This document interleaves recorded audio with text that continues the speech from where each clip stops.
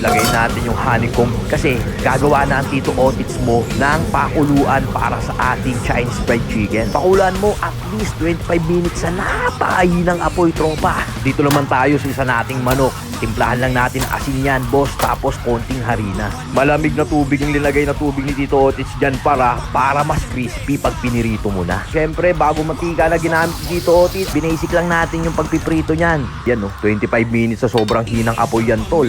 Gawa naman tayo ngayon ng beef and vegetable dumplings, tropa. Ganun lang kasimple. Magbabalot at magtutupi na tayo ng dumplings, tropa. Tapos ayan na, tinira-tira na lahat ni Tito Otits. Wala kang kaligaw-ligaw dito, tropa. Napaka-basic nito.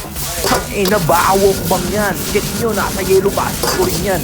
Yung mga pinaghihimay nating dahon ng celery kanina, linagay na natin lahat dyan. Kainin na rin namin yan lahat. Food trip malala si Tito Otits, tropa. At ayoko muna mag-inom ngayong gabi. Diba?